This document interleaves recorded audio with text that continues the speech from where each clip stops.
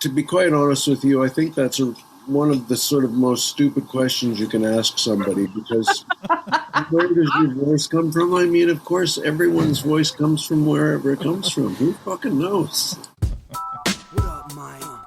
Well done, Grego. Well done. Shots fired. I wish I had pipes like that guy.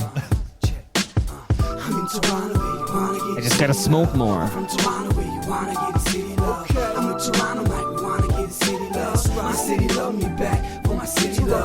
Welcome to episode 1322 of Toronto Mic'd.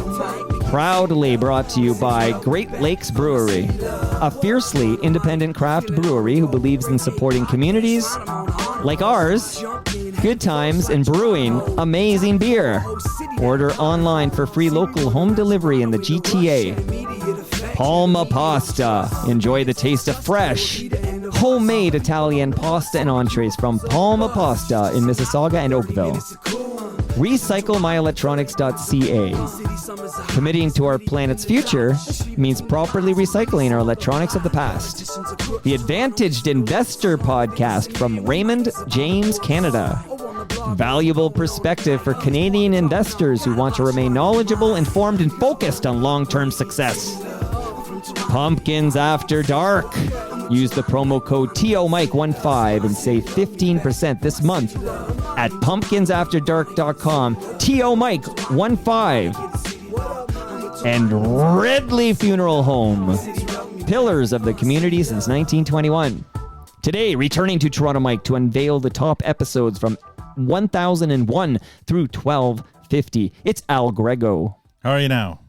Hey now, Al, I haven't seen you in a long time. How many hours has it been? I don't know, less than 12, I think. So we're going to remind the listenership who the heck you are. Mm. We're going to shout out some podcast productions that you are responsible for, both professionally and passionately.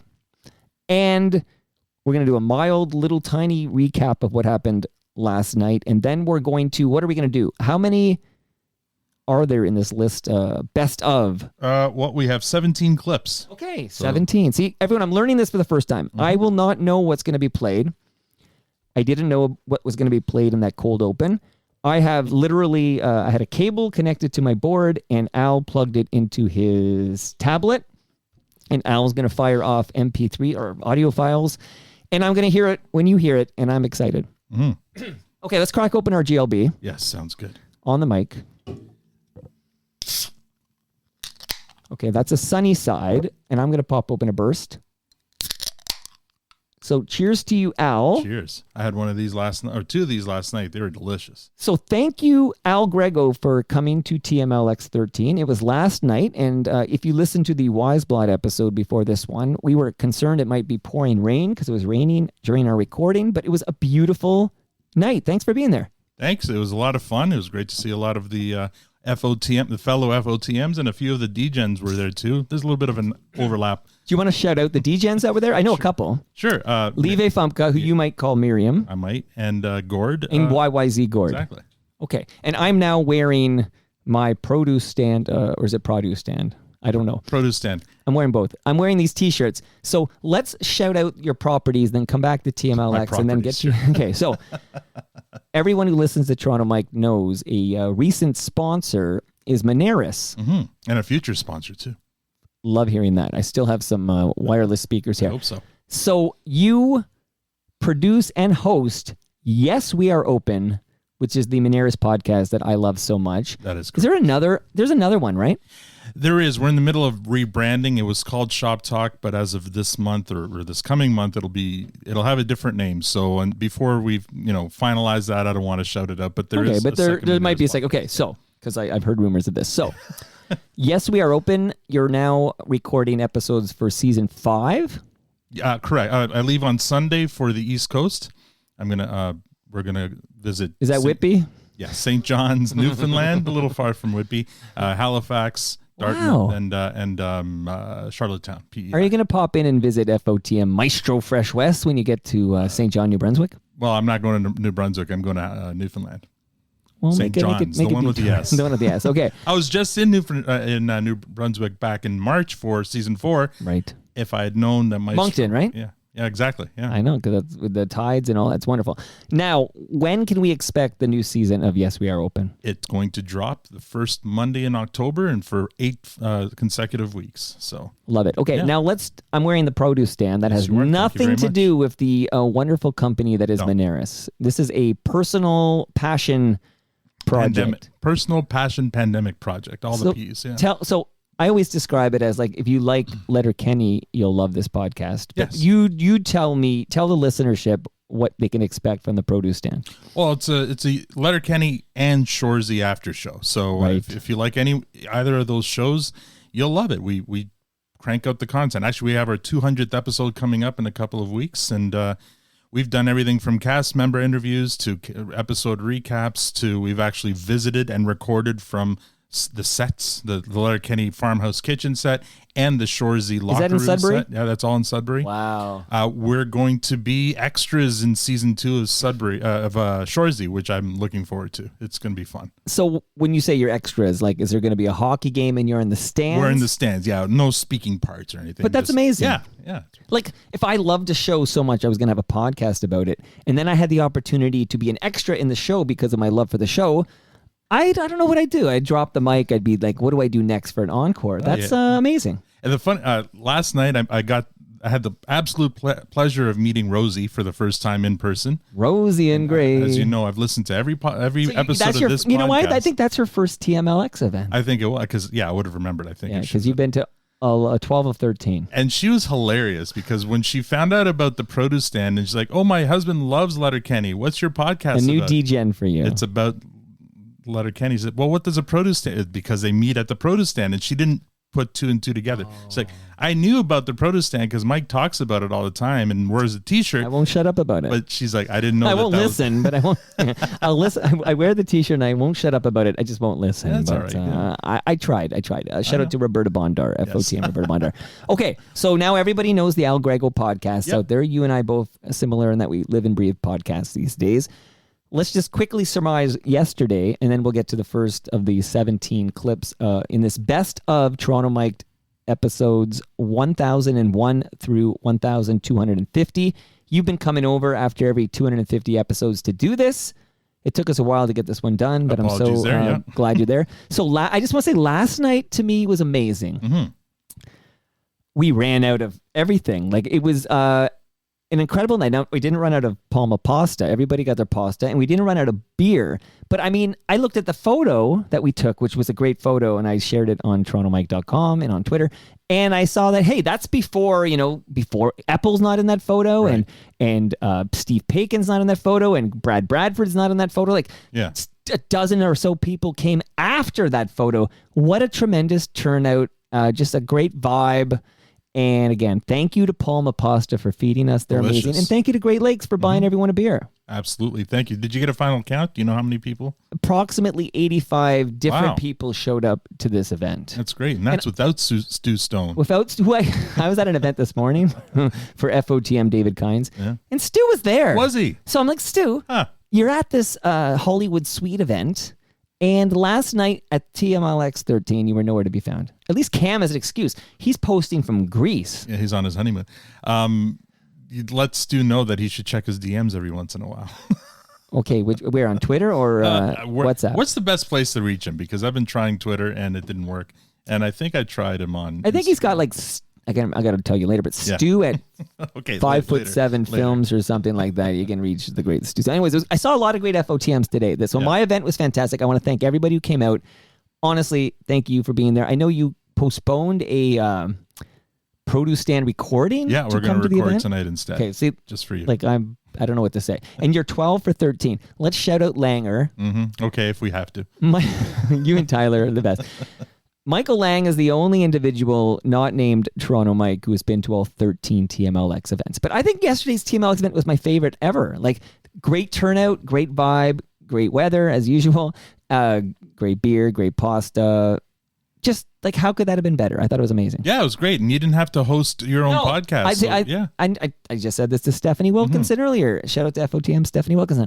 I actually, this is the first time I got to enjoy a TMLX event. Like, I didn't have to worry about the bands and the recording. Like, I could just like vibe with the rest of you. And I even got to eat. Like, thank you again, Palma Pasta. Thank you again, Great Lakes Beer. And I just want to shout out Ridley Funeral Home and let you know, Al, that not only are you getting a lasagna from Palma Pasta, we got some beer we're enjoying, but that's a measuring tape from Ridley Funeral Home that goes into your collection. Okay. Come in handy. Comes in handy. Are you ready? We'll get some. Like, I have a few more people I want to shout out, but I actually think we got to get to some of these clips. So, is it in order, 17 to 1, or is it no particular order? I put them in a bit of an order, so we'll kind of a thematic order, if you will. Can you share with us, how did you come up with these 17 episodes? So there's 250 episodes that you had to go through. All right, so give us any rules, like parameters or whatever. I got to shout out the new TMLX Best of TMLX committee who helped me this time around, because I've been really busy, and this is no small piece of work. So shout out to Gord, Leslie, Miriam, aka Liev, Tyler, and Andy for your help. So I basically started a Google Sheet. And all those people were there yesterday. Yeah, they were all there, yeah. Sweethearts, all of them. Okay. So I started a Google Sheet, and we listed all the episodes. I kind of gave parameters as to which ones were qualified and which weren't. So tell us what's not qualified. Eligible. But not eligible are Kick Out the Jams, Toast episodes, some of your mockumentaries. So basically, the ones that are eligible are kind of like the OG types of Toronto Mike episodes. Like we just had with Michael Williams. Yeah, your first time interview with Eric with Thomas. Exactly. Gotcha. Yeah, just because it would be too big a task. Right. And what I'm trying to find are moments in these episodes that are memorable. And so basically, Toast would be ineligible, but recently Stu Stone came on by himself. That's eligible. That's eligible. Gotcha. Yes. Okay. All right. So now that I kind of understand the parameters, and there's this committee, and you've got these 17 episodes you're going to shout out. And again, I don't have a clue what's going to be played. I hope I can recognize the episode. Like, that's always my fear. Like, I won't remember this episode or whatever. Right. Let's do it. Okay. You can fire off number 17. Well, I want to shout out first that cold open clip was courtesy of Gord, YYZ Gord. That was his pick. Okay. And that was Brad Roberts from the Crash Test Dummies. Right. Telling you that was a stupid question you asked. I just thought I'd put that out there. Hey, and since you're doing a lot of shout outs, so I just want to say we are live at live.torontomike.com because I like to live stream this stuff. And I see their VP of sales is there watching live. He was at TMLX 13 last night. Yeah. YYZ Gord is there. Tobias Vaughn, who has another name, I won't dox him, but he was at TMLX 13 last night. Moose Grumpy is here. Leslieville baked cookies for us, and I think we give some love to Leslie. Yeah, they were great. That salty sweet combo. I love the oatmeal ones, and there was a bit of an argument between her and I think Lieve over whether raisins are good or not. I love raisins. I'm with Leslie. Raisins are great. And what do you think of butter tarts? Like, to me, my butter tarts need raisins in them, or it's not a butter tart. I need not the raisins. a huge butter tart person, but my favorite gloss sets are they're the raisin sweet, ones. like me. The favorite gloss sets are the raisin ones, and raisins and oatmeal cookies are good. 100% agree with you. Yeah. I'm so pro raisin. Okay, nature's candy here. Okay, so keep going. It's really your show. I'll just react to your clips. Yeah, as I said, I organized these according to certain themes because. We've had breaking news though. 1236 is now watching live. So if you're going to comment on his episode yesterday, just know he's listening. Oh, it was a great episode. It was great, right? I dropped him off at the subway station last night, and then I put his episode Royal York? on. No, just at Islington, Lauren Islington, and then I threw his episode on. So it was like he never left the car. Well, I spent a lot of time with Wise Blood because he was here when I got back from my ride at like 1 p.m. We recorded for 2 hours. He hung out while I actually worked and stuff for like 90 minutes. And then at 5 o'clock or so, I had to get my bike to Great Lakes to receive the Palma Pasta. Did he ride on the back of your bike? No, he walked. And I think VP of Sales might have met up with him on Royal York somehow. They kind of merged in Royal York. Okay, so I had this hilarious mental image of him riding on the back of your bike, like Dumb and Dumber, where he's like holding on to you and you guys are frozen together or something. I would do that for Mark Weisblatt. Okay, so hello to 1236. Okay, continue. So we've had these themes before in like I think Volume 1 was kind of the theme was, people getting fired. Volume 2, people losing children, like losing, right? There's always been... Those are two of the most devastating events in someone's life. I know, exactly. This one here, there wasn't a common theme throughout, but there were some kind of miniature themes inside. So we're going to start with, first of all, this is the home of real talk. So we're going to start with the realest of talk. Okay, love this. And this is one of the more recent episodes. I'm not going to give you names or dates because it'll give it away right away. But here we go. But we should point out, before you press play, I could do this for 2 hours and we'll never get the first clip. But so this right now is episode 1322. Mm-hmm. But you end your clips at 1250. Correct. So we've actually recorded, what is that, 72? I know. You're prolific. What can I say? Okay. I can't keep up. All right, continue. My apologies. Here we go. I was in denial for, about a week or two. Then I was getting all the love. I was getting all the love from my Facebook friends. I was getting all the love from people in the industry. And you can't eat love. You can't pay the rent with love stuff. And it's funny, too. People will then give you the love and then completely move on. I want to hear you soon. Where are you going to end up? Are you going to start a podcast, et cetera, et cetera? It's like, I got no answers for you right now, dude. It comes and goes. There are some days where I just absolutely nighttime sleep so I can dream about working. And then you wake up in the morning and you've got that harsh realization that you don't have a place to go to anymore. I had it briefly when CFRB and I separated, but I was 40 then. And then Mojo came along and it was the best thing that ever happened was leaving CFRB. This time it's just like it's so final. The finality is what I can't handle. And I know it drives my wife crazy because she thinks I still have it. I still have that ability to go on and make people laugh and make people think and make people whatever feel good. Okay, that is absolutely Mike Stafford, and that was 1250. Correct. So the final episode of Eligibility, and I'm so glad you chose this episode because I thought that was a very special episode. It was. Leslie chose it. This was a Leslie's pick. Well done, Leslie. And she gave me about 4 or 5 different clips we could have taken from that episode. That whole episode is real raw from beginning to end. He gets into his finances. He gets into a whole bunch of different subjects that, I just picked this one here just because I feel like he was just being really honest about how he was doing. And when you ask somebody, how are you doing? Their first inclination is to say, I'm great. Right. But not in this case. No. And there are some, I will disclose, there are some detractors, some people who heard the episode and didn't like it or didn't like Stafford, maybe more accurate. But, man, there's a man, down on his luck who came in here and just shared all. And, that's all you ask from a guest. So episode 1250, Mike Stafford, glad it made the cut. Yes. And he got fired for doing something stupid. And no one excuses that. But at the same time, sometimes I feel like the punishment doesn't always fit the crime.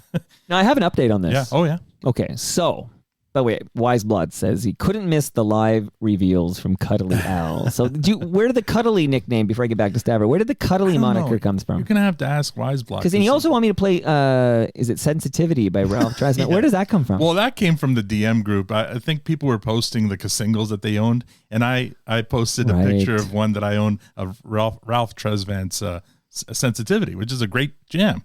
And from then on, maybe that's where I got the Cuddly moniker too. Who knows? Yeah, because you're a sensitive guy. Yeah, okay. Exactly. Oh, Mike, update. So, because of that episode 1250, a FOTM who's in the legal community made some phone calls. And we found a lawyer who was willing to work the case against Chorus on contingency. Because the problem was Mike Stafford didn't have money for a lawyer. Yeah. They'd have to take a piece of whatever comes out of this. Okay. So there was by the way, the clock was ticking. I did not know this. There was some 1 year or something, some deadline. He got in under the wire and filed a suit against Chorus, and it's ongoing. I don't think Chorus is particularly interested in settling, but there is a significant, legal case that's been filed by Stafford's lawyer against Chorus. And that's all because of episode 1250. Yeah. So, when we get a result from that, I'm going to get Stafford back in the basement to find out what the heck happened. But, that was quite an episode. Yeah, that was. All right. We'll move on now to a particular, this is my pick. And I had to have this on because I found this to be a particularly epic rant, and you'll hear it right away. Well, I'm going to incur some wrath here. The truckers' convoy. I mean, hashtag freedom, my ass. You know, look, if you care so much about freedom, how many went over to fight for the Ukrainians? I think they're fighting for freedom, aren't they? Grandmothers and kids stuffing beer bottles with Molotov cocktails. That's freedom, buddy. And by the way, my uncle was in a convoy in World War II. It was called the Battle of the Atlantic. He was in the Corvette Navy protecting merchant marine ships laden with explosive petrol and war munitions bound for Murmansk, Russia, to fight the Nazi hordes, never knowing when a German's U-boat torpedo was going to plow into the bow and end his 21 years in a watery grave. That's a convoy, and there was nary a bouncy castle in sight. Right? And you've got this, you know, that craven, liver-lipped opportunist, Pierre Poilievre, saddling up to the truckers. And Candace Bergen, too, and she didn't have her MAGA hat on. She brought them everything but casseroles and chocolate chip cookies. It's like, come on, enough, man. You're not going to run the country by anarchy. And Pat King's manifesto as to how Canada should be run wouldn't pass mustard in a grade 7 civics class. And maybe we should introduce civics again as a mandatory course in junior high so we don't have more seditious anarchists who are basically, come on, bro, a January 6th cover band, influenced by the same bogus Alex Jones fiction who's gone bankrupt and disappeared, thank Christ, Fox News hysteria, megaphone dystopian bullshit that was perpetrated by Breitbart and the rest of those clowns with a little dab of QAnon madness and a healthy dose of pseudo-scientific malarkey perpetuated by fundamental Christian fanatics and their prostate at the altar of that biblical acid trip called the Book of Revelations, written 4,000 years ago by some vitamin-depleted, dehydrated mystic roaming the desert who wouldn't know the voice of Yahweh from a talking cactus. And look, it's a January 6th all over again. You know, they held the nation's capital hostage for 3 weeks on diesel fumes and shitty sing-alongs. And they were influenced by the same bogus, amoral Republican effluence that slid from the bowels and the streets of Washington on January 6th that metastasized into a flesh and blood mob of mouth-breathing, batshit crazy, Trump-addled zealots in MAGA hats and Duck Dynasty camouflage looking to put the coup in cuckoo. Okay, I'm here to tell you that when Ron James was sitting in the seat you're sitting in right now, he was not reading that, okay? So that was all recited. I don't know. I'm sure he had wrote it at some point. And it's he probably part it. of his routine or whatever. But not a stumble. No, like, I know. Perfectly executed. Yeah. He's got the gift of gab. Like, I couldn't turn a phrase the way that Ron James can turn a phrase. That was amazing. If you don't pay attention to what he's saying, his patter, his everything about it, it could be easily be Dennis Miller. But doing it on the opposite side of the spectrum. Like, it's exactly the same kind of shtick that he's got just on the left side as opposed to Dennis Miller on the right side. And what a 3 solid minutes. Yeah, I know. I was like, he's still going. Yeah. Now, again, from a production standpoint, Stafford and Ron James, they sound so great in my headphones. And I realize it's because I sat post-COVID, and I mean, COVID's still around, but post-pandemic, I so soured on the Zooms. I heard Brad Roberts off the top on Zoom from his noisy apartment in New York City.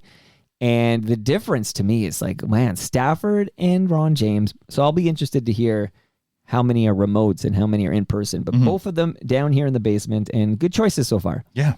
Thank you. All right. The next one here, we're going to start now with a section called Sacred Cows. We're going to slaughter a few of these. Wow. The first pick here is from our friend Leslie. And let's see here. Where is she was working her butt off on this project. She was. Number 4. Here we go. I was in Texas actually working on a corporate gig. I wasn't able to watch Hockey Night in Canada, but I was checking Twitter and I saw Ron MacLean trending, as happens pretty much every Saturday now. And it's 95% negative. Oh, he was singing Elvis. Yeah, as I recall. heard. I mean, I heard he did some Ron stuff. A lot of people sent me DMs to say, "Oh my God, this is the worst. You won't believe it." And I'm like, "I missed it. Can you link me to it?" And I'm sorry, but that's not the worst. No. Listen, I understand that sometimes Ron goes on tangents and can be a little obtuse, or like he can kind of go off in places that not everybody understands or resonates with. Right. But I think the universal hatred for Ron really was born after the Dawn thing. Remembrance Day. Yeah, Yes. the Poppy incident. So Ron was trending in a negative fashion. Sure. Don Cherry was trending. And as always, it is the lauding, the elevating of Don Cherry. And obviously I couldn't say anything about it when I worked at Rogers. Right. So, and it wasn't like I've been stewing on it, but in a way, I went through this journey with Ron. I was there the day after the Poppy incident. I was there when Ron had to make a statement. I felt like Ron was put in a very compromising and difficult no-win position. Mm-hmm.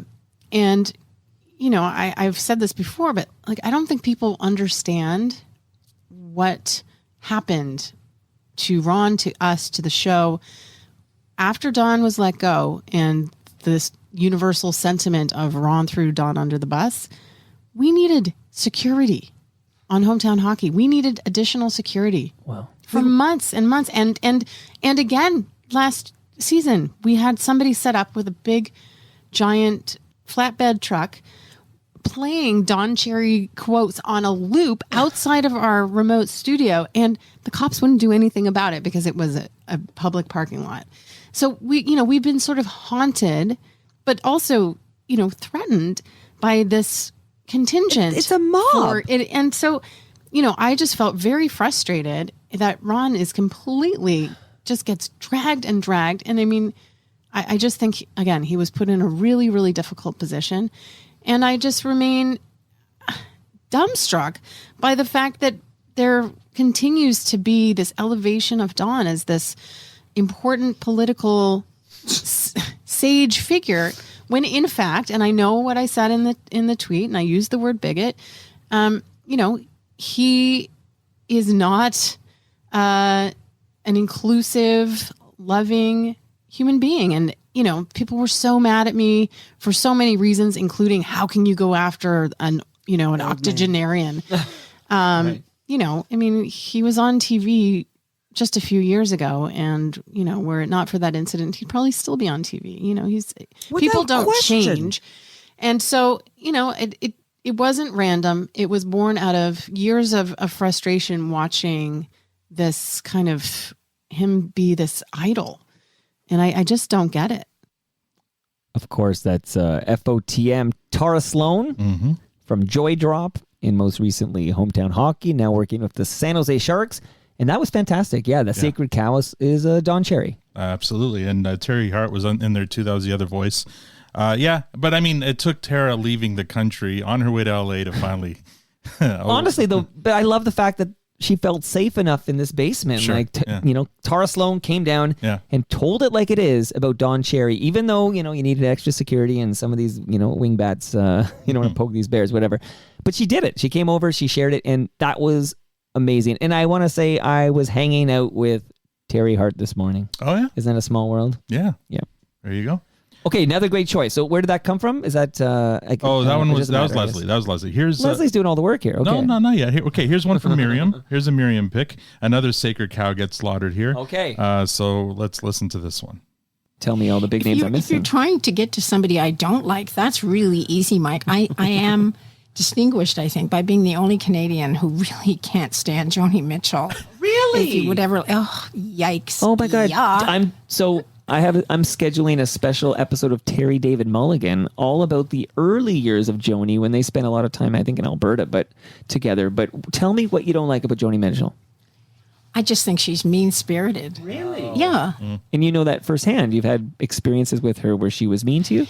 No, that's just from having been hanging around in the olden days and watching where people went, how they developed, and who remembered their roots. Who was nice to the people who needed help later? Gordon Lightfoot was nice to the people who helped him. And Murray McLaughlin was, and Bruce Cockburn were, but Joni Mitchell was not. Anyway, Interesting. well, Well, Liz, now you're getting the hang of this. I'm seeing it. Now Okay. you're all warmed up and loosened up. Who else do we hate that everybody loves? Don't tell me any bad stories about Mr. Rogers or off the... no. No, just I don't kidding. know. I don't know why I have such an issue with Joni Mitchell. Wow. But maybe it's because everything is always about Joni Mitchell. I don't know. But wonderful musician, no doubt. I guess so. I thought maybe we could just come out of it by saying, you don't like her as a person, but she's a good musician. Yeah, But she she couldn't wouldn't even even get do that. that. Yeah. Liz Braun, formerly of the Toronto Sun, who took a package and then came over for her exit interview, trademark pending. Yes. She, you know what? I got to get her back here with the other gals, right? There's Rita DeMontis and who else? Jane Stevenson. Like, this is like the Toronto Sun trio. Mm-hmm. There was a guy. So Bill Brio was at this event this morning too. A lot of FOTMs at this event. What was this event about? Can you talk It was, about it? yeah, I guess I can, of course. David Kynes. Mhm. I guess he does this every year. I've never been invited to this year, but he has this event at the King Edward Hotel Okay. in the Crystal Ballroom. Mm-hmm. I show up. I was dressed like this. Like I had a this? different T-shirt on, but 'cause What? I was sweaty when I got back. I didn't want you to smell me. Like I did the ride, and I was like, All right, I have all to right, change my shirts. And I wanted to save this shirt for you. And Okay, the King Eddie is east of Yonge, so in your defense. barely, yeah. but yes, barely east of Yonge. But yes, I went east of Yonge. That's right.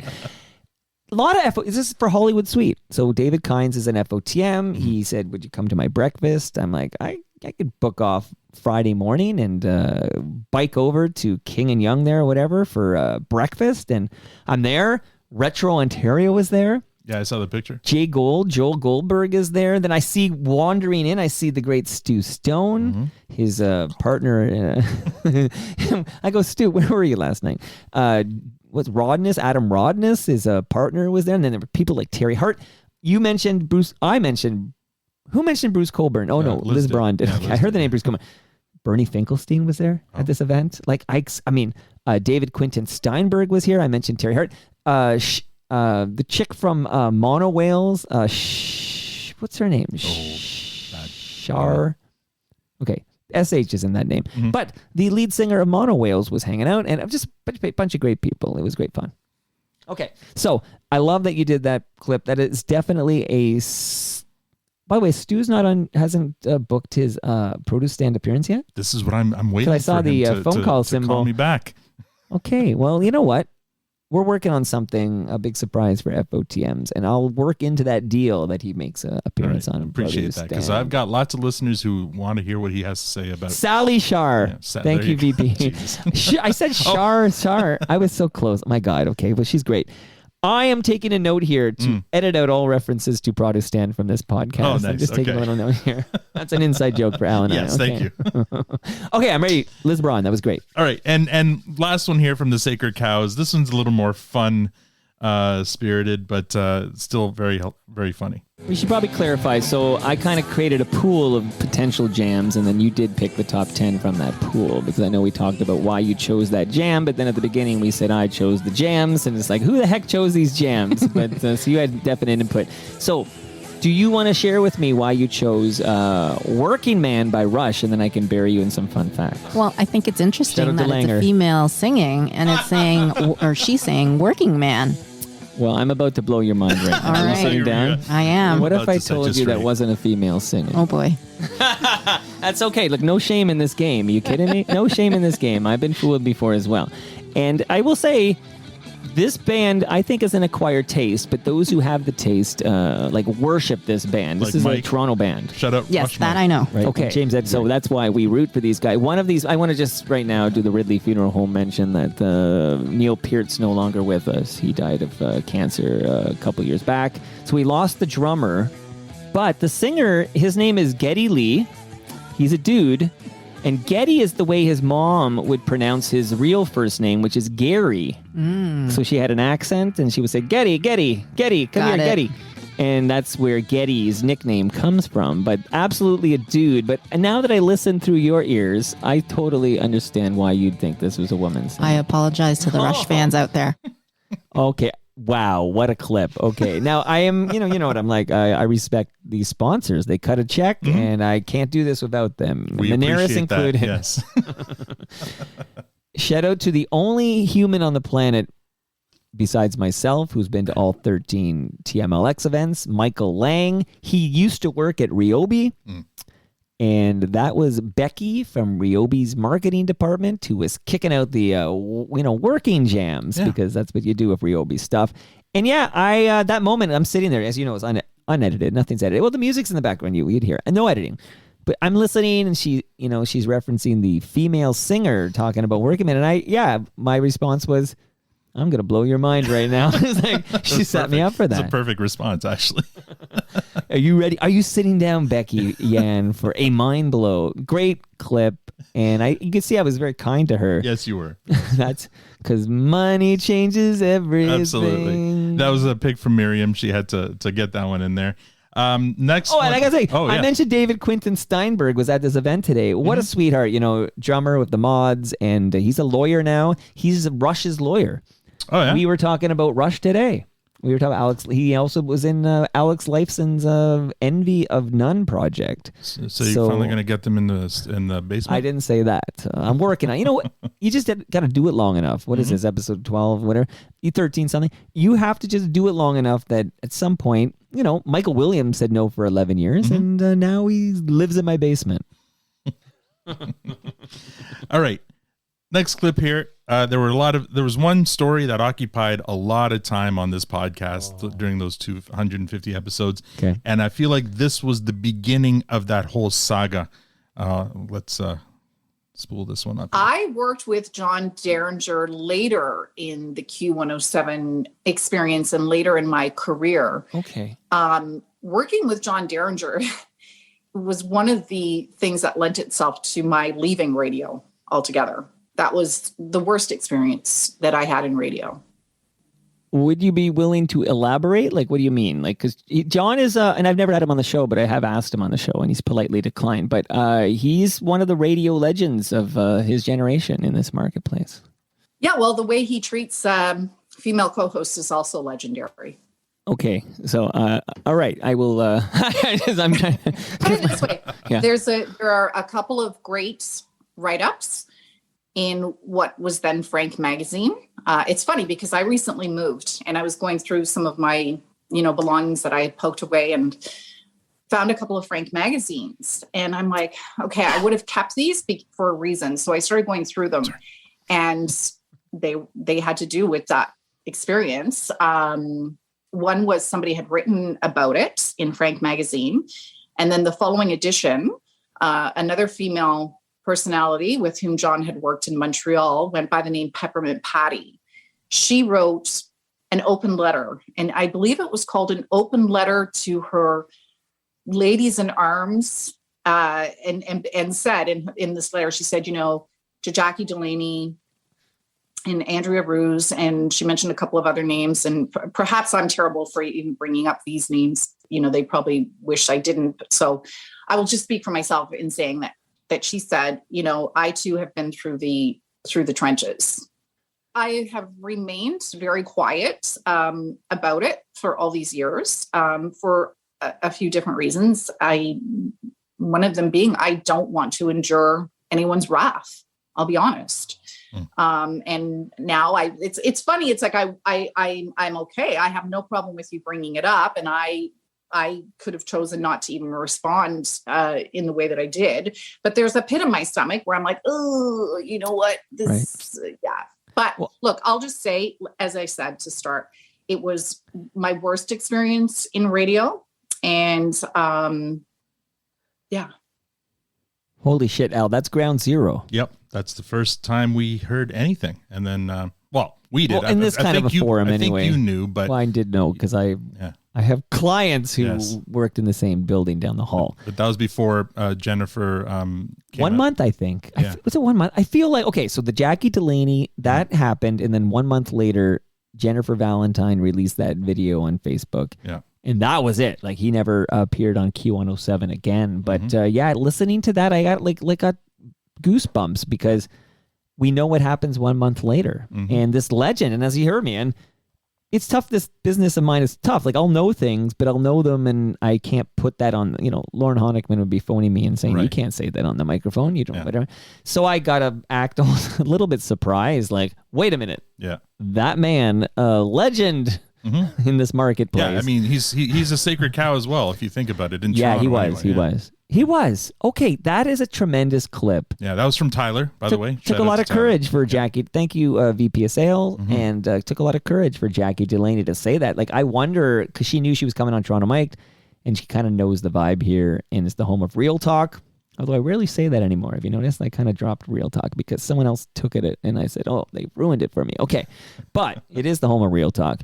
And I got to say, I wonder, like, the night before, is she thinking, like, what will I say about John Derringer? And took a lot of courage for her to say that. And then she mentioned the name Andrea Ruse, who has subsequently been on, and we've talked about it. But, those other names that are all, Maureen Holloway and Colleen Rushholm. I mean, these are all FOTMs, right? Except Jennifer Valentine is holding out.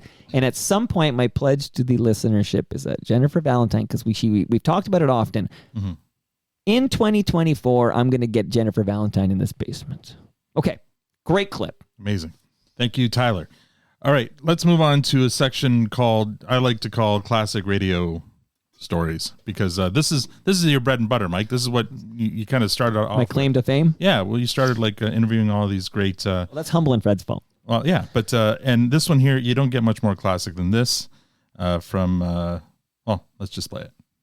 I gotta tell you, this strange dude keeps calling back all the time, says he's gonna do me in this morning. Yeah, okay, That's I'm all done. I need. You're the boss, but it's just getting good. So anyway, the guy comes down, and it's all staged, of course, and there's gunshots in the studio, and I fall down, and then I say, April Fool.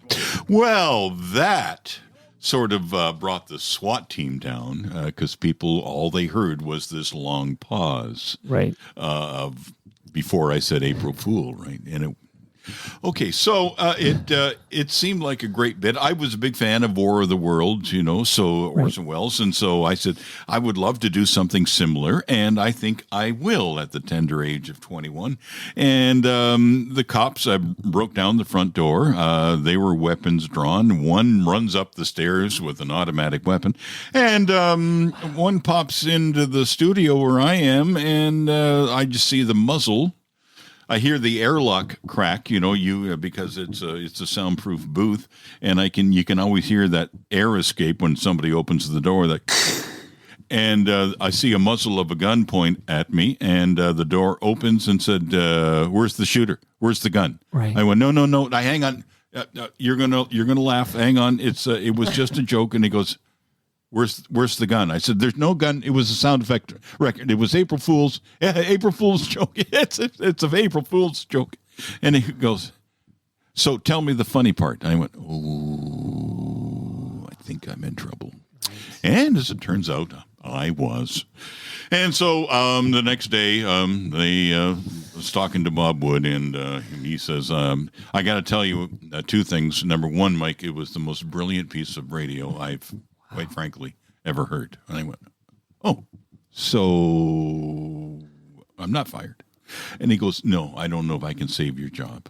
I went, okay. And then the Toronto Star, like man on the moon print on the front page, murder at Chum, disc jockey hoax during a rating period. Wow. Well, all of a sudden, I'm not too bad, once again. But he's already said he's going to suspend me for 3 days without pay. 3 days without pay is a lot. When back in 1970, whenever that was. Do you know what it was? I'm just curious. I was making $15,000 a year. Because of the suspension and because, I wasn't going to make any money, all the jocks phoned in sick. See, I was a swing jock. I was the one that filled in for people, plus did the all-night show. So when there was nobody to replace the jocks that were sick, they had to call me in. Right. And it was, God bless all the guys. They just love me, and I love them for doing that. It was very courageous on their part, and I didn't miss one single day's pay because of them. Mike Cooper came up on the Eric Thomas episode earlier this week. Yeah. They worked together at CFTR, and Cooper just kind of came in like a lion and with great stories, and that's one of the great Toronto radio stories. Yeah, without a doubt. And I think in that clip he said he was 21 years old when he. Can you imagine having you're 21, you're on the radio, and I don't know. I mean, I guess I can imagine. I actually can't imagine thinking that's a good idea, but actually going through with it, and yeah, that was crazy. Great, there are, we talk about radio legends, John Derringer. Well, Mike Cooper, man, there's one of those guys. Absolutely. I love talking to those guys. Yeah, I think John Derringer would have been a great Toronto Mike guest. Yeah, one day, yeah. At one time. All right, here's another classic radio themed story. I worked the all night shift. I'd go on from 12 to 5. Storm and Norman would come on, and I'd go on after Storm and Norman. And of course, we went coast to coast, and one day I was all gassed up, and man, I just had to, let one go. I'm just saying straight up. And I said, George, Strombolopolis, I said, Georgie, take us to a break because I got to, if I don't, it's going to kill me. So George says, okay, he said, go ahead, into my microphone. So, okay, I said, okay, 1:35, quick break. When we come back, we got Jim in Mississauga, we got so-and-so in Calgary and so-and-so up next. But first of all, these messages here on the Spider's Web on the Fan 590. And then the light went out on the mic, so I knew I was safe. So I let one go like you wouldn't believe. And then I looked over to say something to George. He was on the other side of the glass. And I couldn't see him. And I said, what the hell is going on? And then I looked back at my microphone, and it was on all that time. And George was on the floor rolling over. He was roaring and roaring. I said, what happened? He said, man, you just farted coast to coast.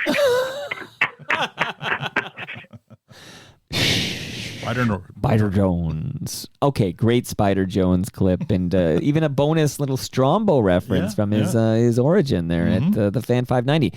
That was great. The fart heard around the country. Yeah, I mean, I listened to his show every night religiously, and Storm and Norman before that. I mean, he's a legend. You and I are similar. We're similar vintage, and we have similar cultural touch points, and that's why all these cats come on, like these Eric Thomases and these Spider Jones. It's because I gotta talk about these good old days, man. I capture these stories before these cats die on me. Shout out to Ridley Funeral Home. So those last two clips were my picks because of the radio references. Now we're gonna move on to some Toronto Mike lore, and these next few are from Miriam. Okay, we're gonna start with AKA Leave a Fumka, because Miriam's not really a name that people know on this show. Apologies. That's more of a DGen name. Exactly. What's going on with this edition? Share it with the FOTM. Can we pick this up in half an hour? The agent is asking me to call him now. So phone? Yeah. What a moment. Yeah. Could we do? Yeah. Yeah. I'm going to call him. Heavily edited, right by now. the way. Hello? Ron, it's Peter. Peter, where are you? I'm fortunately, I'm at Toronto Mike's. I was doing a podcast with him. My information was that this was Wednesday. Am I wrong? No, you're wrong. It's Tuesday. It's today. It's almost like a scripted, okay. eh? It's wild. If I get in touch with these people in 5 minutes, can I go ahead with it? Absolutely. Okay. Just do the Zoom right now. I'm going to do the Zoom with Toronto Mike right now, okay? That's fine. Okay. Thanks. Okay, bye-bye. Okay, thanks. Let me know that you've done it too, okay? I'm sorry about this, Ron. I was sure it was Wednesday. Nope, today. Okay. No forgiveness. This is really exciting. Just do it, Peter. Forwarding this. So I'm putting in, and I'm recording as you hear. Oh, you're coming in. You ready? Recording in progress. All right, Peter, I'm going to start by grabbing your slate. So it'll be your name, your height, and your agency, and I will let you know when I'm rolling, okay? Okay. Okay, standing by and rolling. My name is Peter Gross. I'm 71 years old. I'm representing. I'd like to see you try, old man. You'd probably keel over from I'm depth ready to trying go get right up. now. Bring it. Bring it. You think you can take me? I can take you. I can take your sister. I can take your mother. And scene. That's great. Good job. Good job. All right. Thank you so much, Robert. Peter. Sorry, Peter Gross. My apologies. It's okay. Thank you so much. That was great. Okay. Thanks, Peter. Thank you. Peter Gross, how do you feel, buddy? I was so excited watching how the sausage gets made. Yeah, you back? You back? Yeah. Okay, so I didn't cut because it was so fucking great. So let me see if I got this straight. That in the middle of a Toronto Mike podcast, including me, we went to my audition, and this is part of the podcast. Yes, it was so good. That's bizarre. And by the way, you're a hell of an actor. And I don't know, that guy was pretty good too. Like, I'm all pumped up from this altercation I just witnessed. I feel like I just saw Will Smith slap Chris Rock. This was fucking incredible. I hope if you get that, the legend will be made if you get that audition. And he booked the gig, ladies and gentlemen. I've seen the footage. He received the money. I don't know how often he books a gig. I know acting friends who are kind of hungry right now, but Peter Gross booked that gig. On a Toronto what a story. Toronto Mike podcast. Yeah, and at some point we actually played clips of like his audition and how it actually ended up sounding. I could take on your sister and your mother. I'm like, stop beating up these women. The fun part of that last part there was an ad-libbed scene. The casting director asked him to improvise a scene, an argument that would escalate. So that was him improvising, and he was so much better at that. I mean, you heard the casting director's response. He was so overwhelmed that he even got Peter's name wrong. Yeah, Robert, you did a great job. He's like, oh, it's Peter. Okay, so Peter Gross was at TMLX 13 yesterday, and the great VP of sales was tasked with getting him a Orange Crush, because Peter and I were on the phone, because he phones me every week, and I reminded him about TMLX 13, and he says, Mike, I don't drink, because there's plenty of Great Lakes beer available for FOTMs, but not everyone drinks alcohol. And he's like, how come there's no pop? And I said, Peter, what pop would you like? And he goes, I'd like an Orange Crush, not a diet Orange Crush. I want a regular Orange Crush. And VP of sales brought him this. We presented it to him, a cold Orange Crush. And I'm telling you, when I was cleaning up at the end of the night, when we were cleaning up, it was like he took 2 sips from that Orange Crush. That's it. It was 98% full, this bottle of Orange Crush that we took such. So Peter Gross got his Orange Crush, 2 sips, and he didn't even take it with him. Like, he just, I don't know. Anyway, shout out to FOTM Hall of Famer Peter Gross. And that's a fucking great clip you played there. Thank you, Leve. And here's another one from Leve. So before I play it, again, this is part of Toronto Mike lore. I think the first 500 episodes, this was on your bingo card. You never, you. Yeah. Is there an updated bingo card, or you're too busy for that? I'm too busy right now. I'll get to one. But anyway, this one would have been on this story would have been on your bingo card, and it finally came to fruition here. Now let me ask you: did it receive any airplay in this market? Yes, it did. Yes, it did. It received airplay on the radio. Yes, it did. And what's that like? Like, what's it like? And do you remember what stations? Yeah, to me at the time was Chum. Chum was a big deal for me, and no, it got played, and I was excited about it. But there's a reason why I walked away from that life. Why? Because that life attracted a lot of females, and I'm a guy. And I'm attracted to females. And at the time, I didn't know how to control my appetite. So I'm realizing that this kind of goes against what my real dream is. My real dream was and still is to be a dad. Right. And to be a husband and to have a wife that I'm able to be with for the rest of my life. And the cowboy made that almost impossible. Women couldn't keep their hands off the cowboy. And the cowboy couldn't keep his hands off of them. That became a problem. And that's a conflict when you're trying to be a family man. That's a conflict. You needed to choose one. Yeah, most definitely. Again, the cowboy was created. It was a hat I found in Los Angeles. Right. Shirts I ripped up. I created this character. Who I am on the inside, right, is a husband and a dad.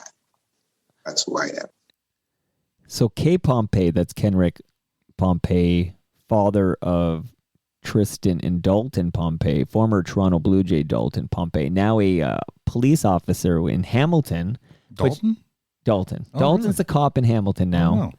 Tristan works at Great Lakes Brewery. Really? Yep, that's a true story. So the cowboy from Electric Circus, this is all like a lot of stuff in my brain now converging here, but that clip is amazing because if you dissect, so personal question, Al, but are you happily married? I am. Yes. Okay, and you have a beautiful wife, and she appears on the produce stand. She does. Yeah, she's a co-host. I've met her at TMLX events because you've been to 12 of 13, and she comes out. So I'm also happily married. Shout out to Monica, who was at TMLX 13 yesterday. Like, can you imagine this universe where, like, I can't stop myself from enjoying other women. So I must sacrifice my music career because women are throwing themselves at me and I'm incapable of saying no. Yeah. That's an unbelievable little nugget there. Mm-hmm. That's amazing. Yeah. And I always think about this cowboy dancer, and you can throw in the Maestro Fresh West, who first guy who kind of was talking to me about cowboy dancer. Jay Gold, shout out to Joel Goldberg, co-creator of Electric Circus with Michael Williams and everyone, all these FOTMs. I just got in the live chat, and PP says Carrie Oliver is doing her best to change that. But Carrie Oliver is very sweet with me. Okay, let's just leave it at that right now. Shout out to FOTM Carrie Oliver, who was at TMLX 13 yesterday. But like, there is a greater, I don't know if it's a mockumentary or what it is, but there is this arcing story. You're right. I was fixated on it for a while because Summertime, the 12-inch single from the cowboy dancer from Electric Circus, who fathered Blue Jay Dalton Pompey, who is stranded at third base in the ALCS. We all know that story, Game 6. Wow, I don't even want to revisit that. But fucking, it's all incredible. And that clip is incredible. He can't keep his hands off women. Yeah. So he almost has to make his life such that he's less desirable. So women stop throwing themselves at him so he could be a family man. Yeah. Because he can't say no. And he appears on a Great Lakes beer.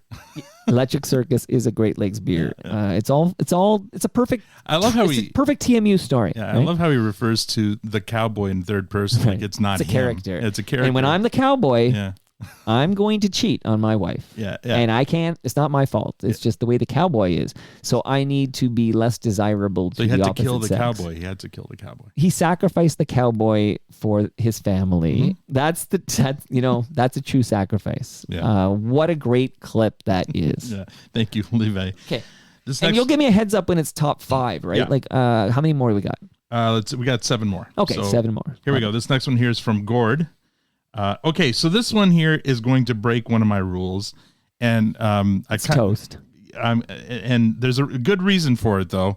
I couldn't say no to the clip, but I want Stu Stone to remember this because this is a source of our feud a little while back. I did pick a toast episode, and here it is. So everybody listening at home, the mystery guest has just joined the Zoom, and only I can see this mystery guest. So I'm going to ask the mystery guest if she would please say hello to the FOTMs listening. Hello. Now, mystery guest. Okay. Mystery guest, I have with me here a man named Stu Stone. One of Stu Stone's claims to fame. Claims to fame. What's about to happen here? Is he was once in a movie with a Canadian actress. What's the orgies? What was that movie called? Heavenly Bodies. Heavenly Bodies. Yes. Classic. Mystery guest, have you ever seen Heavenly Bodies? Never heard of it. I know that voice. Okay. Mystery guest, let Stu know. Who are you? That's amazing. I'm somebody who could arm wrestle him easily. I'm blushing right now. That's Cynthia Dale. That's unbelievable. So, oh, well, that is it. That's unbelievable. That's my mom. I want to be quiet for a moment. You two have a little exchange. Maybe I haven't spoken to her since I'm I've just the amount of times that I've seen that movie. It feels like I've seen Cynthia every day because it's like such a huge. I think that she needs to understand. And Cynthia, you can hear me. You need to understand. And I changed the camera. Now Cynthia is looking right at you. Oh, she's looking right at me. This is unbelievable. Oh, there you are. Look at this. You look great. Listen, you need to embrace the fact that is a classic. And you are so good. And you look great in it. And you're dancing your ass off. And it's not that good a movie, darling. I got to tell you. People love it, though. People love it. Art is subjective, right? To some people, it's beautiful art. And I just think that it's so incredible that, it probably haunts you, but I think it's great. I think. No, it doesn't haunt me. No, it doesn't. Look, it was of a time, right? Yes. It was this little bubble. this little moment in time many lifetimes ago for me. I don't know Yes. about Well, you've had such a beautiful career that you've gone on to do such amazing stuff. But so have you. And well, so have you. I thank you. And it all started with you. You know, that was my first movie role. That was and you were young. I was literally, I was like a You little have 5 pisher. years before that to have a career. Yes. Well, I was like working in like Kraft macaroni commercials and stuff at the time. So I had to get, give me some credit there. But but that was like the first time I got to I had to learn lines and like go to the, what a trip this is. I'm glad you made an exception because, and now looking back when I used to do that with this mystery guest, it was a lot of work and sometimes my mystery guest didn't show up, but it did create some pretty magical moments. And that is absolute, like to reunite the mother and son from Heavenly Bodies. Like, who else is doing that, Al? Like, think about it. No. They're not doing that on breakfast television. No, they're not. You're right. They used to do that on This Is Your Life, but I guess this is your Toronto life now. I love that clip, and Cynthia Dale, we had a run there, and I got to get her back on in person this time. But she was a great FOTM. She was really game, and she went to the same high school as I did, and Bill Brio. So is she in Toronto still? Yeah, like they have a Stratford home, they have a condo in Toronto, and they have like I don't want to call it a castle, but they have some property in Scotland. Like the Mansbridge family has some real estate. Well then. she's doing all right. Shout out to FOTM Peter Mansbridge if he's listening. All right, this next one here, still Toronto Mike lore. I'm going to blame Leve for this one. Don't blame me. Here we go. Kenny, happy birthday to your mother. Oh no. To my mother? Oh, delete. What? No. No. Because Darren's giving me a look. Your mom did not just turn 100? No, she passed away a few years ago. Okay. But thanks for finding the sore spot on me. Shout out to Ridley Funeral Home. That's amazing. Okay, on social media, a Kenny Robinson said my mom just turned 100, and now I realize It's another Kenny Robinson. I know, I'm so embarrassed. It's a Caucasian Kenny Robinson. So there's whose another son Kenny plays- Robinson. There's a Yes, bunch. there's a There's whole a couple of black preacher comics that do the Christian comedy circuits in the States. With the named same Kenny name? Robinson. Oh, Kenny, I'm so sorry, buddy. Because I saw my Facebook, and I thought you and I were Facebook friends, and now I'm thinking, it's You're never also been friends you. with another Kenny Robinson. Yeah. But then there's Oh my God. a Kenny Cornbread Robinson who just won Christian Comic of the Year. So he added cornbread to his name, so not to get mixed up with me. But It's always good to start a show with Happy Mother's Day to your dead mom. Oh my God. That's a good start. You have no idea. This she's is 100. Well, she hadn't have died 7 years ago. She'd be close. But hey, it's okay. Your Oh my God. sponsors are weed and undertakers. So good market. That might be the single most embarrassing clip in the history of Toronto Mike. So thank you for playing that. That now, as VP points out in the live chat, the prototype for the Chris Tate incident. I was going to say, there's going to be another moment in the next best of, I'm sure. Not the real, they're both real. Yeah. The Chalk Circle Chris Tate is in the Toronto Mike calendar for later this month. So that is actually going to happen, and we'll reference it again there. But I like Kenny Robinson a lot. I think he was a great guest, and I think he's hilarious. And I was, you know what? That's a big mistake. Like I saw on Facebook, I thought I was following that Kenny Robinson, and I really did come at it thinking it's exciting. Your mom just turned 100. But as it turns out, I had the wrong Kenny Robinson, and that was a super embarrassing moment. But no, I did not edit it out. No. I don't do that.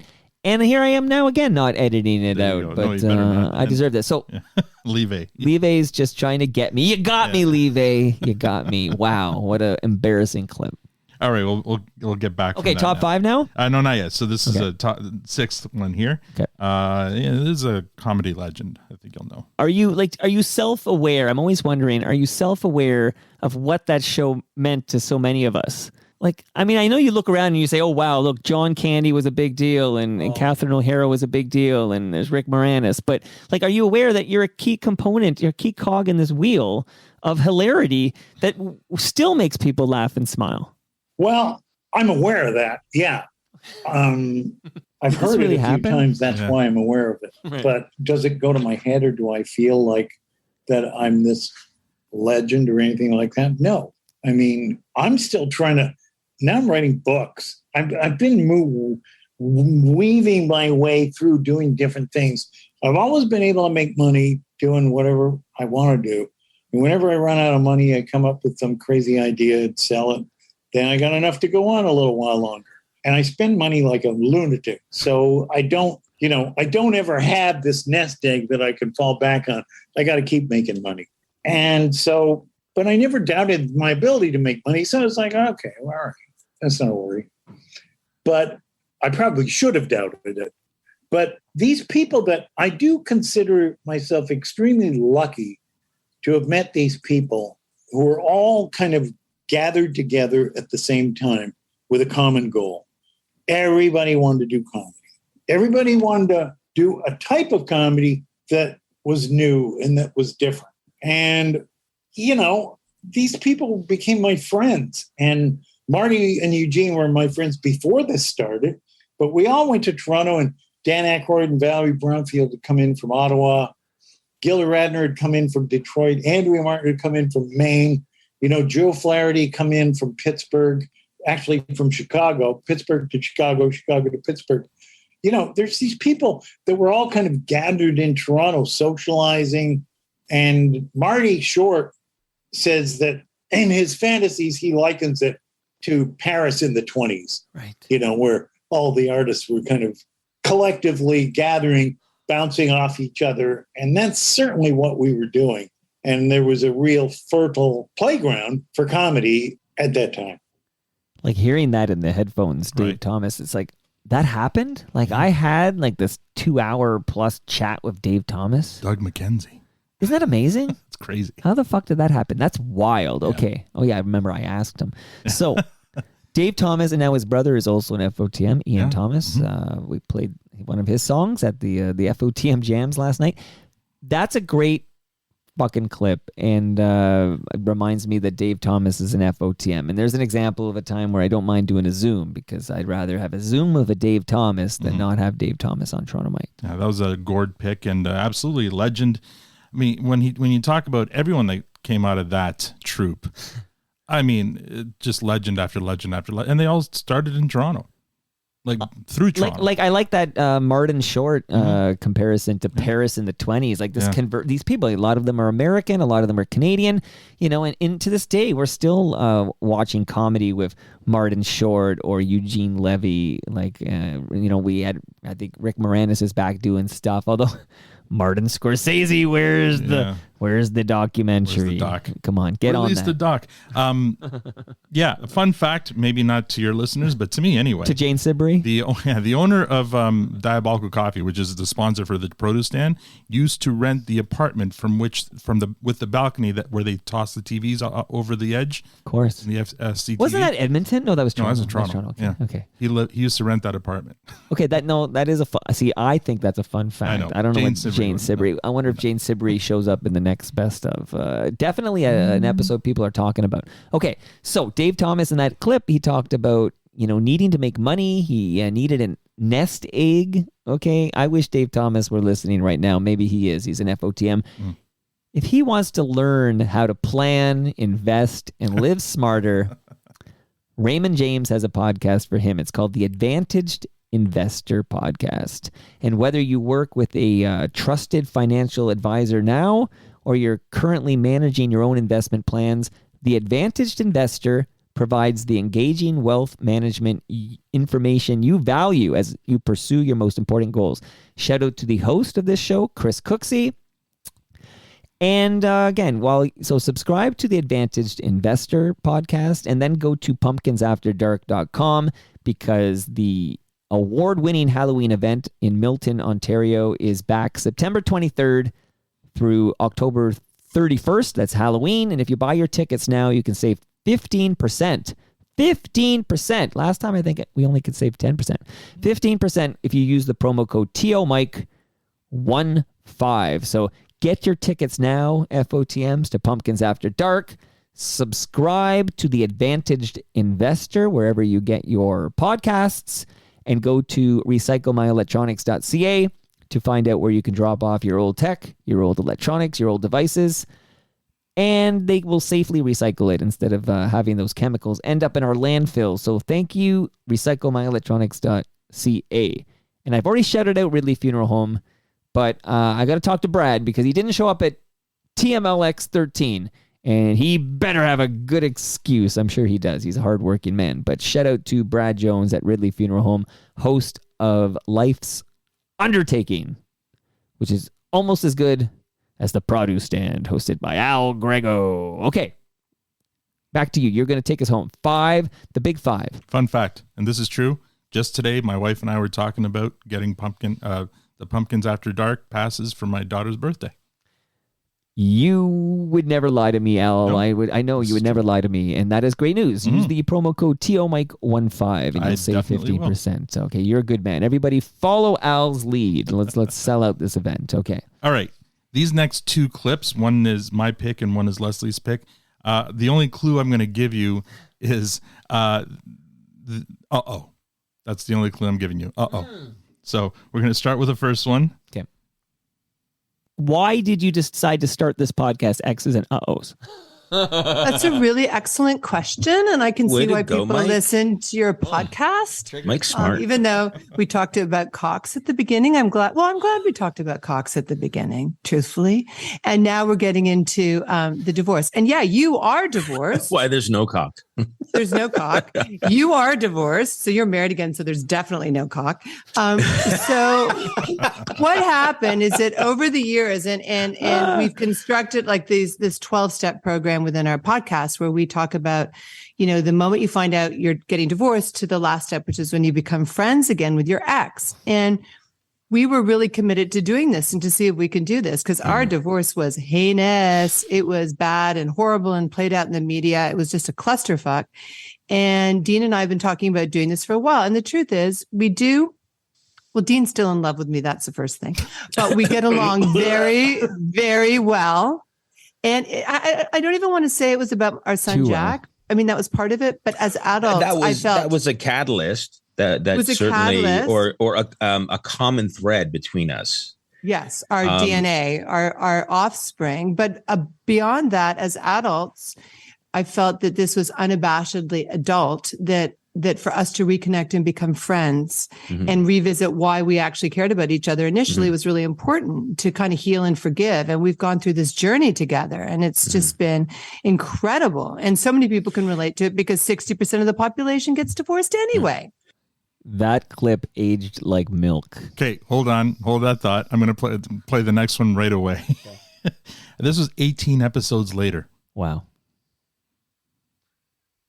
I'm lucky enough I got to produce X's and Uh-Ohs with Dean McDermott and Mary Jo Eustace, but I also produce Humble and Fred's podcast. And we had a chance to promote X's and Uh-Ohs on Humble and Fred. So I arranged for you two to zoom in at the ungodly hour of 5:15 a.m. California time. So how does that conversation go? Did it start with, hey, Mary Jo, remember that 90210? No. I mean, I can tell you because I wrote a show. God, poor Dean. Is this too much for you on your birthday? It is. It's okay. It is. I didn't think. Good. I mean, great questions, guys. Good deep dive on the questions. Oh, I'm sorry because I thought that's what this was going to be about. Yeah. Well, I did. Yeah. So I actually wrote a story about this called Palm Springs because this is what happened verbatim. Is we were on a family vacation with another couple, with Jack and Lola, and this other couple ultimately sold the story to all the tabloids and made a fortune and renovated their kitchen. That's going to happen. But Dean was just sort of distant during the vacation. Long story short, I write about this. I went up to the room to change Lola's diaper and Dean had just got back from golf. And I said, something's wrong. I just feel something's wrong. And I said, have you met somebody? And he said, yeah. And I said, was it Tori? And he said, yes. I said, did you sleep with her? And he said, yes. And I said, he said, she's my soulmate. We're in love. And and that's where our story began. Oh, he just left. He left. Hi. Jealous? All the listeners jealous? So he left. He left the podcast. But this is all this is all real life triggering stuff. I was all up in this thing and listening back. Firstly, I wanted to say I love that woman. I love Mary Jo Eustace. Still working with her. Senior Bitches. Great podcast. Even Jan Arden's been on that show. Hasn't been on Toronto Mike yet. But we'll talk about that in another episode. But maybe that'll be best of at some point. But wonderful woman. I haven't heard from Dean McDermott in a long time. Like, he just basically quit X's and Uh-Ohs, and then I ended up seeing my name or at least I wasn't named actually, but like the producer was referenced in like the tabloids, and I haven't heard from him since. But Mary Jo and I remain good friends. But yeah, that was an absolutely wild ride. Like, there were so many people asking me about Mary Jo Eustace and Dean McDermott, and listening to that first clip, which aged like milk. I mean, remember, we dropped like 3 episodes or something, but we recorded like 11 episodes. Yeah. I had spent months chatting with these two, and they got along so fucking well. Mm-hmm. You heard it in that clip too, that, they got along so well that it's like, I think something had to give, and the rest is tabloid history. Mm-hmm. And I got dragged a little bit, but yeah, don't ask me. I still get people think I'm so invested in this. I still get people reaching out to me to say, I heard Tori's living at someone else's house now, and Dean's living in a gutter. Like, I get these updates. I have no idea what's true. I don't really care. This isn't, it's not my life. I'm walking away from all this. But I can just report to everybody that Mary Jo's doing very well, and she seems happy and content, and I'm happy to produce her podcast. But what a fucking weird trip that was. Yeah, that was crazy story. It's weird, man. When you never know what's going to happen in the TMU, the Toronto Mike's universe. You never know what's going to happen. I blame Humble and Fred. I think they're questioning. So in that brief period of time between launching the podcast X's and O's and those two never speaking to each other again, there was a very brief period of time. I put them on. They did my show, which you played a clip. Yeah. I put them on an episode of On the DL with Dana Levinson. And I had him on Humble and Fred, in which you can hear Dean McDermott logging off. Like, he said, I'm done with this. And that was it for Dean. Like, basically something happened there and in his life on his birthday. Mm-hmm. And he was never again, he didn't record anything else of us after that. Like, that was Humble and Fred fucked that up.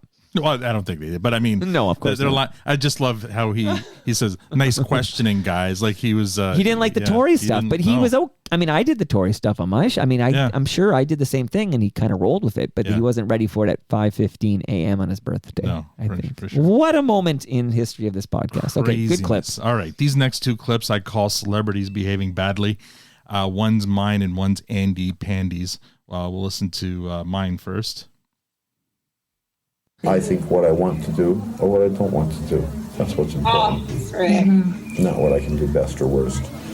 Whereas, someone with real limitations would stick to what they do best very carefully. You really are something else. Yeah. In other words, you're about to say I'm a No, I'm not saying anything. I am. What are you into? I can't believe it, man. Okay. That's a wrap. Cut. No. Gee, Iggy. I'm happy to talk to you. I know. I can tell. I'm not insulting you. No, I know. Come on, give it a gift, right? I'm honoring you. You're honoring me? I don't think so. Okay, that's Iggy Pop with Eugenie Becker. Tell us what the heck was going on there. Yes. Oh, jeez. Okay. First of all, for all those of you who really want to know that, I have video proof of Iggy Pop coming on to me like gangbusters at the Heat Wave Music Festival, which was probably about, a year before, which, and of course, I rejected his advances, as all smart young women would have. So Iggy, I think, had a bit of a bone to pick with me.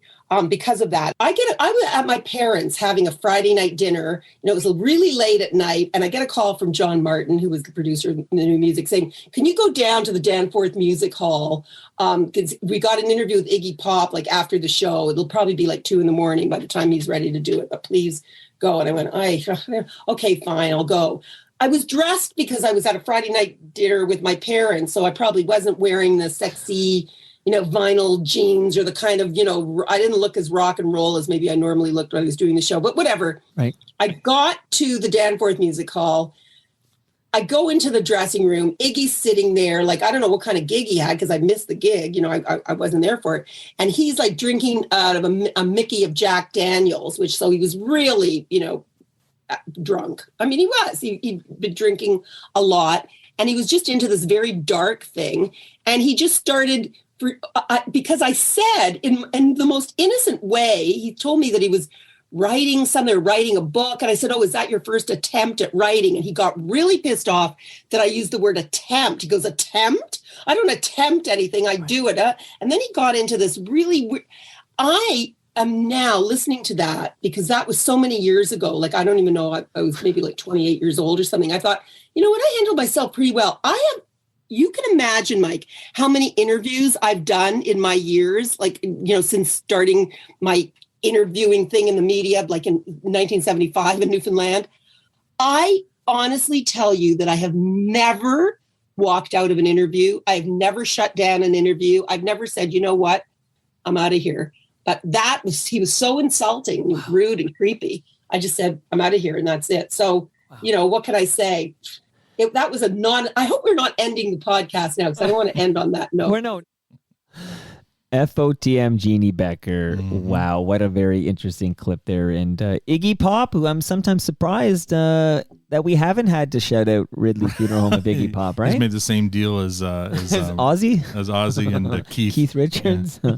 Wow, that's a great clip. And Jeannie Becker was a great guest. And long may she run. Yes, Toronto legend for sure. Keeping with the theme of celebrities behaving badly, here's a sacred cow one. Can I ask about your relationship with Mick Jagger? Because you're in the video you're in a few, but you're in Just Another Night. I just got into so much trouble because, of course, I had my own apartment when I was 15. I lived in Los Angeles and Beverly Hills. The landlord rented the apartment to me because I was super tall for my, I was old. I was 5'8". I looked like an adult, and obviously the landlord had bad eyesight because he looked me in the eye and said, you can have the apartment. So I got an apartment at 15. I rented myself an apartment at 15. And so I lived on my own. And then I was doing go-sees in New York City, hanging out with my friend Mackenzie Phillips, and I met him. And 1970s Mick Jagger was gorgeous. It was like Timothy Chalamet. He was so pretty with those big fat lips and that tously hair. And I looked like a little Moroccan boy, and we hooked up. And so I'm doing a podcast, and they asked me how I got the role in Commando. And I mentioned that I was in a Mick Jagger movie. And they said, how do you know Mick Jagger? And I said, I used to, fool around with him when I was a teenager. Well, apparently there's no statute of limitation, which I know now. And I will say that for people, especially young girls that are trafficked, not to be insensitive to their plight. And I'm not. But not everybody is trafficked, and not everybody is traumatized. And so at 15, living on my own, I was one of the most adventurous, sexually advanced girls.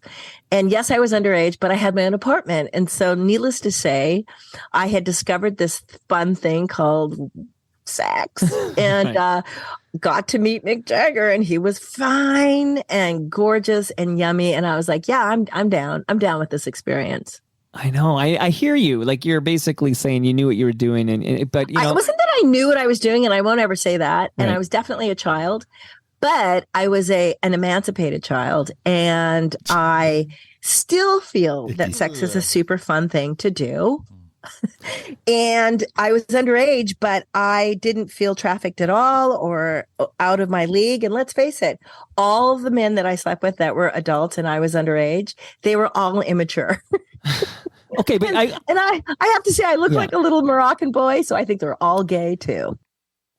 Wow, Ray Don Chong. Unbelievable. We should have preceded this with the opinions expressed in the following clip. Are those? Yes. Well, it's never too late for Mark Daly. Oh, man. The following program contains adult themes, nudity, and coarse language. Viewer and parental discretion is advised. Unbelievable. That is quite the clip. And I only met Ray Don Chong, who I quite like. Like, I love her energy. I'm a big energy guy. Yeah. I mean, give me the right energy and let's go. Okay, but I only met her through Mary Jo Eustace. And now I'm thinking it might be time for like another Ray Don Chong chat, because she's a very interesting person. And Wow. Yeah, that was quite the clip right there. I don't know what to say. It's a little greasy there. That's very, very much. I mean, I've got a 16-year-old son. I can't imagine him living on his own. He won't leave the fucking basement, much less all the other stuff she talks about. It's great. I know it was a different time, but hard to imagine. Hard to explain, as the Strokes would say. Yeah. Wow. Okay, that's quite a clip. All right. Wow. Okay. We got to move on because I have nothing more to say about that. It's, it's icky. Here's our palate cleanser and the final clip as well. So. Oh, this is the last clip? Yeah, this is the last clip. So. All right, I need to brace myself. This, by the way, if I won't say it again in a minute, but you did a great job. I know this is a lot of work. Thank you. And, you get your lasagna from Palma Pasta to feed the family.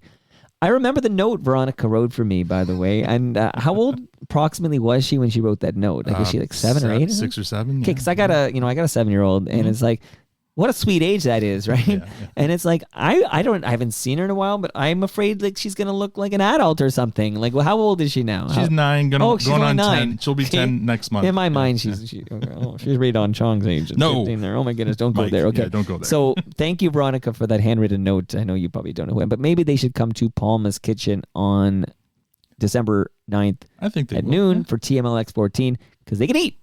But you're going to eat too. So thank you for these clips. Thank you to all the FOTMs who are part of your committee or whatever and helped you pick these things. This was great fun. When I get to episode 1,500, is that? Yeah. Okay, I'm doing the math here. No one told me there'd be math here. When I get to 1,500 eventually, you'll have to get your ass to work. Yeah, on they're staying on top of the spreadsheet now. So There's been some stuff lately. Yeah? I'll tell you. I feel like if there's been. Maybe I'm getting better at this, Al. I don't know, but there's been some nuggets lately. Holy moly! We've already got some pretty good clips coming up. But thank I you hope to George. Siberi's on that list when that fun fact I shared.